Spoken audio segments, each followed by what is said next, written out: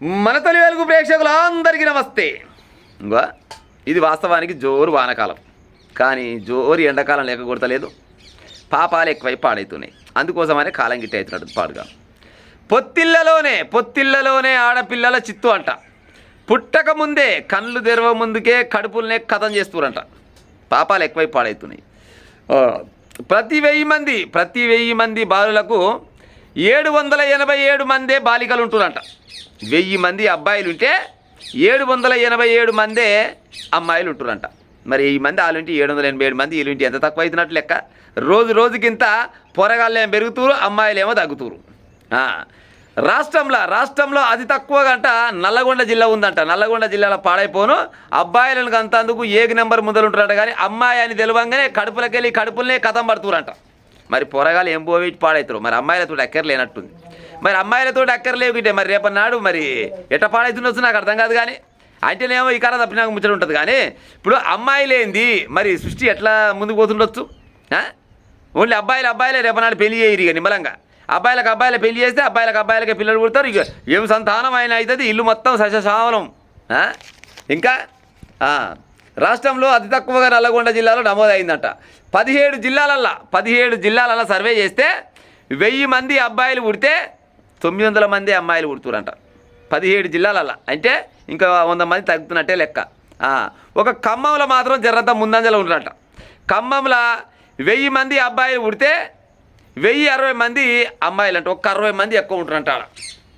వీళ్ళంతా ఏదో నేను ఉత్తుతో చెప్పే ముచ్చట కాదు, పేపర్లో వచ్చిన ముచ్చట, సాక్షి పేపర్లో వచ్చింది. నమ్మకం లేకుంటే చూసే ప్రయత్నం చేయదు. మరి గిట్లయితే రేపన్నాడు ముందలకి ఎట్టబోతుండొచ్చు.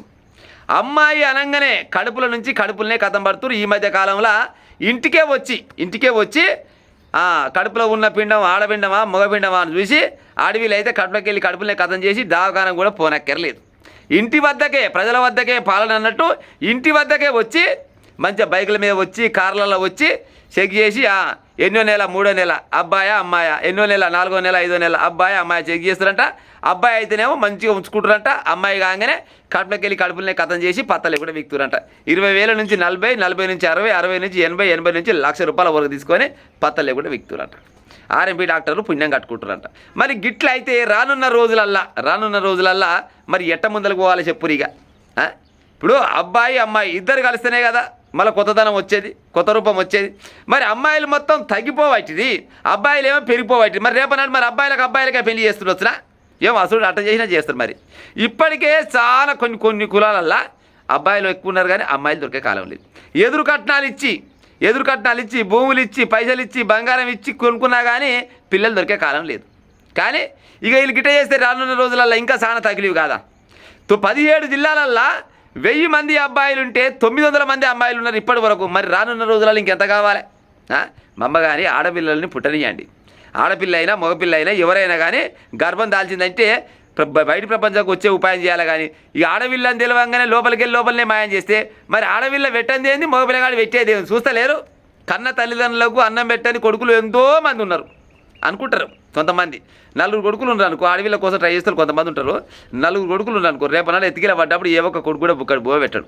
ఒక్క ఆడపిల్లని కన్నా అయిపోవు గారా నా పానానికి పాడైపోను. గట్టినే పానం బాగాలేకుండా పోయి అడవిలో కాబట్టి అడవిలో నెల అలా ఉంటుంది. అడవిల దగ్గర పోతే బుక్కడు బువ్వన పెట్టు, కనీసం తానం చేపించి నెత్తంతా మార్చిపోయి తానమన్న చేపించి కానీ తల్లిదండ్రులు సారమని సాన రాగాలి అనుకుంటారు. ఏది వాళ్ళ కిందికి నీళ్ళు వచ్చినాడు.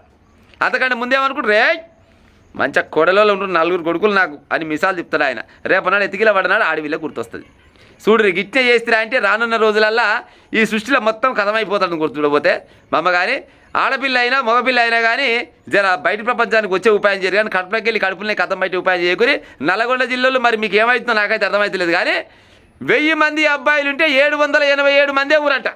787 మంది అంటే రానున్న రోజులల్లో మరి మొగళ్ళకే పెళ్లి చేయరి, మొగళ్ళకే పిల్లలు పుడతారు. మరి అప్పుడు కానీ సెట్ అవుతారు. ఇక